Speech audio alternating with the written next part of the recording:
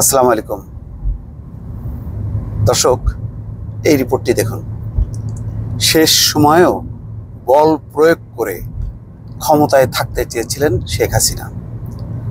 চিন্তা করছেন, এই যে ফ্যাসিস্ট হাসিনা, যার পতন হয়েছে ছাত্র জনতার গণঅভ্যুত্থানের মুখে, ছাত্র জনতার বিপ্লবের মুখে, এবং কোনো অস্ত্র ছাড়া খালি হাতে লাখো কোটি জনতার অভ্যুত্থান এবং তার যে উল্লাস, তার যে বিক্ষোভ, তার মুখে পতন হয়েছে যেই স্বৈরাচারী শেখ হাসিনার।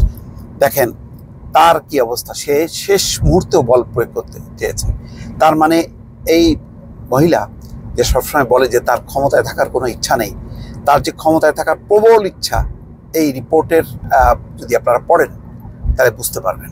এবং আমরাও জেনেছিলাম যে শেষ মুহূর্তে সে বিভিন্ন বাহিনীর, পুলিশ, র্যাব, বিজিবি, সেনাবাহিনী এবং অন্যান্য বাহিনী, সকল বাহিনীর প্রধানদেরকে বারবার চাপ প্রয়োগ করেছে যাতে কঠোর হাতে দমন করা হয়। এমনকি যখন কি পতন তার নিশ্চিত, হাজার হাজার লক্ষ লক্ষ মানুষ রাজধানীতে জড়ো হয়েছে, তখনও সে এই নিরস্ত্র জনতাকে ছত্রভঙ্গ করার জন্য গুলি চালানোর নির্দেশ দিয়েছে।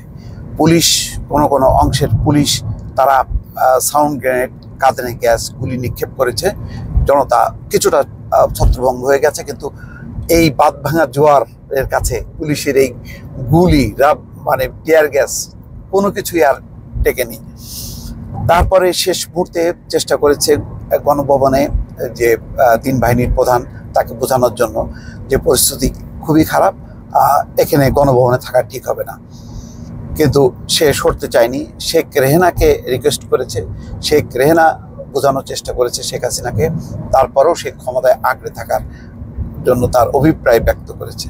পরে শেষ পর্যন্ত কোনো একজন, এই তিন বাহিনীর প্রধানের কোনো একজন সজীব ওয়াজেদ জয়কে টেলিফোন করে তাকে পুরো পরিস্থিতি বলার পর, জয় মাকে বলার পর তারপরে সে রাজি হয়। এবং তারপর তখন একেবারেই হাতে সময় নেই, লক্ষ লক্ষ জনতা ছুটে আসছে রাজধানী অভিমুখে এবং তাদের গন্তব্য হচ্ছে গণভবন।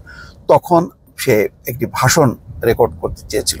তখন তাকে বলা হয় হাতের সময় আছে মাত্র আর ৪৫ মিনিট, এই লক্ষ জনতা গণভবনে ঢুকবে। তখন সে তার ব্যাগ গোছগাছ করে এবং তারপরে সে চলে যায় সেখান থেকে বঙ্গভবন থেকে ওই একই হেলিকপ্টার করে সে ত্রিপুরা যায়। তারপরে ত্রিপুরা থেকে অন্য একটি বিমানে সে দিল্লিতে পৌঁছে। এই হচ্ছে তার ক্ষমতার তৃষা। এবং বুঝতে পারছেন গত ১৫ বছর ধরে এই যে অন্যায়, অত্যাচার, গুম, খুন, নির্যাতন কেন করেছে? শুধুমাত্র ক্ষমতায় থাকার জন্য। কারণ সে জানে যে যদি সে ক্ষমতা ছাড়ে, যদি সে ভোট দেয়, সে ভোটে জিতবে না। একেবারে তার দল ধুলায় মিশে যাবে এবং উড়ে যাবে একেবারে, মানে ঝড়ের বেগে। তো সুতরাং সে মানুষের ভোটের অধিকার ছিনিয়ে নিয়ে মানুষের জীবন ধ্বংস করে হলো। হাজার হাজার মানুষ মারা গেছে তার এই গত ১৫ বছর শাসনে। এবং গত যেই ২১ দিন ধরে টানা যেই আন্দোলন হচ্ছে, সেই আন্দোলনে কত তাজা প্রাণ গেছে তার কোনো ইয়াত্তা নেই। এবং তার রক্ত পিপাসা তাও মেটেনি। শেষ সময়েও সে চেয়েছে যে লক্ষ জনতাকে পুলিশ, র্যাব এবং সেনাবাহিনী যাতে গুলি করে। কিন্তু সেনাবাহিনীর একটি সিদ্ধান্ত ছিল যে কোনোভাবেই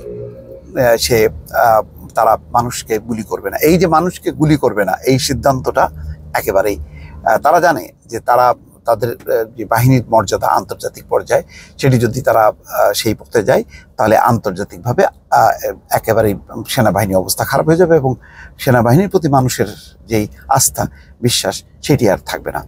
ফলে সেনাবাহিনী যখন নিশ্চুপ হয়ে গেছে, পুলিশ তার আগের দিন কিছু জায়গায় সাপোর্ট করার পর দেখেছে যে হাজার হাজার মানুষের যে ঢল, যে প্রতিরোধ, তারা বুঝতে পেরে তারাও যখন নিশ্চুপ হয়ে যায়, তখন পুরো পরিস্থিতি এটা একেবারে মানে বেসামাল হয়ে যায় বা নিয়ন্ত্রণের বাইরে চলে যায়।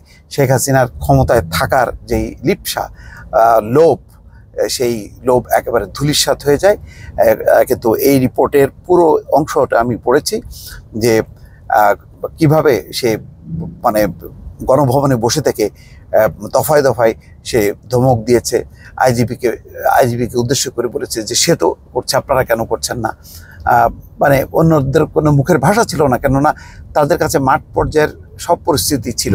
তারা জানছিল যে কি পরিমাণ লক্ষ লক্ষ মানুষ ঢাকা অভিমুখে রওনা হয়েছে এবং কোনোভাবেই মানে শেখ হাসিনার জীবন রক্ষা করা যাবে না যদি এই মানুষ যদি গণভবনের মধ্যে ঢুকে যায়, এবং সেটি ঠেকানোর মতন কোনো অবস্থা সেনাবাহিনী ছিল না এবং সেনাবাহিনী গুলি চালিয়ে সেটি ঠেকাবেও না। তো এই পরিস্থিতিতে তাদের একমাত্র প্রধান কর্তব্য হয়ে দাঁড়ায় যে শেখ হাসিনা অন্তত জীবনটা রক্ষা করা, সে যাতে মানে দেশ থেকে চলে যায়। তো এইরকমই একটি পরিস্থিতি শেখ হাসিনার জন্য। তো এই রিপোর্টের মূল এটা যে দেখেন যে শেষ সময়েও সে বল প্রয়োগ করে ক্ষমতায় থাকতে চেয়েছিল, কিন্তু সেনাবাহিনী, তিন বাহিনী এবং অন্যান্য সংস্থা তারা জনতার যেই উচ্ছ্বাস, আবেগ এবং জনগণের মনের ভাষা তারা বুঝতে পেরেছে এবং তাদের যেই জোয়ার, সেই জোয়ারটা অনুধাবন করতে পেরে তারা শেখ হাসিনার ডাকে আর সাড়া দেয়নি এবং পরে খুব লজ্জাস্করভাবে শেখ হাসিনার বিদায় ঘটেছে বাংলার মাটি থেকে। দর্শক ভালো থাকবেন, আল্লাহ হাফেজ।